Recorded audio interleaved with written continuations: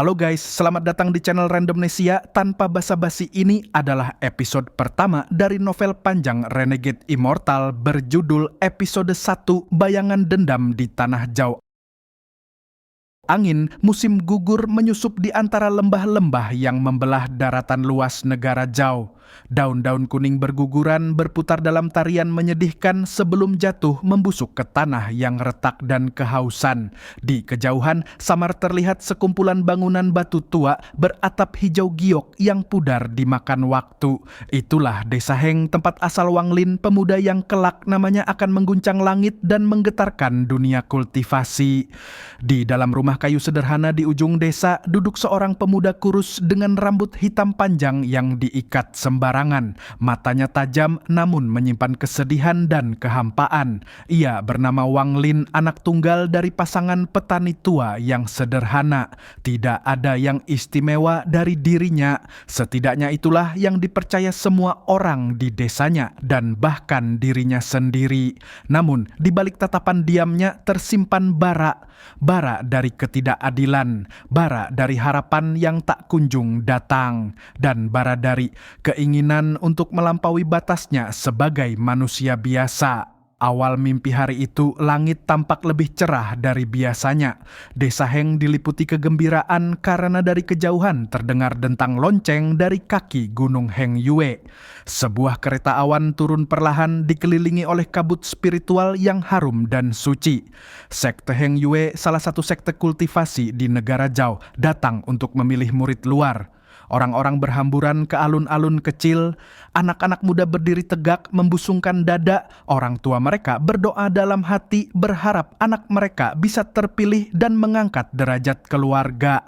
Wang Lin berdiri di antara mereka, tubuhnya tampak kecil dan tak mencolok. Ia tak percaya dirinya akan dipilih, namun tatapan ibunya penuh harap dan kasih membuatnya berdiri lebih tegak dari biasanya. "Ayah, ibu," bisiknya dalam hati, "walaupun dunia memandangku remeh, aku akan mencoba." Satu persatu anak-anak dites. Para tetua sekte menggunakan batu penguji spiritual untuk menilai bakat. Kilatan cahaya menyala-nyala merah, biru, hijau. Semakin terang semakin besar potensinya. Namun saat Wang Lin meletakkan tangannya di atas batu itu, tidak ada cahaya. Tidak satu pun, hening. Orang-orang tertawa kecil, beberapa memalingkan muka dengan iba. "Anak dari keluarga Wang tidak punya bakat," desis seseorang. Hati Wang Lin tenggelam. Dunia seperti membekukan waktu untuk sejenak. Tetapi dia tidak menangis. Ia hanya menggenggam erat kain bajunya dan berjalan mundur. Namun saat langkahnya hendak berbalik, terdengar suara berat namun lembut. "Siapa namamu, anak muda?" Wang Lin menoleh. Seorang lelaki tua dengan jubah abu-abu berdiri, wajahnya seperti ukiran batu tua, namun matanya menyala seperti bara api yang dalam. Dialah tetua Sun, salah satu penjaga perpustakaan sekte Heng Yue. Wang Lin jawabnya pelan, "Tidak punya akar spiritual, tapi punya keteguhan hati."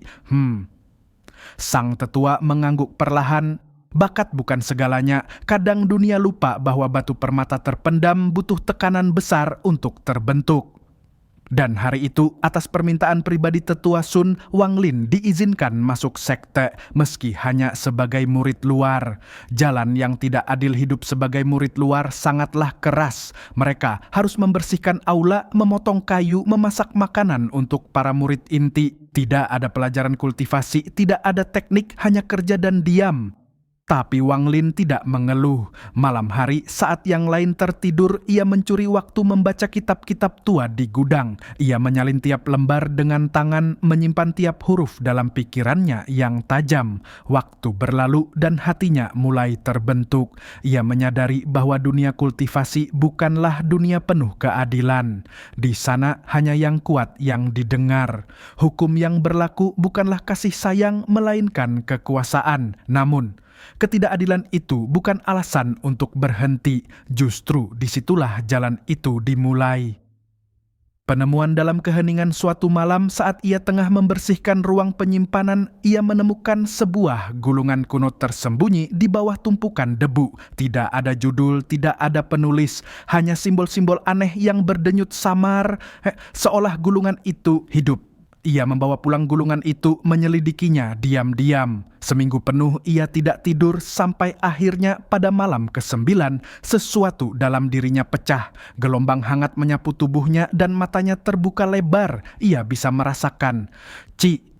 Itulah awal dari kultivasi, bukan dari guru, bukan dari pelajaran formal, tapi dari kebetulan. Atau mungkin takdir.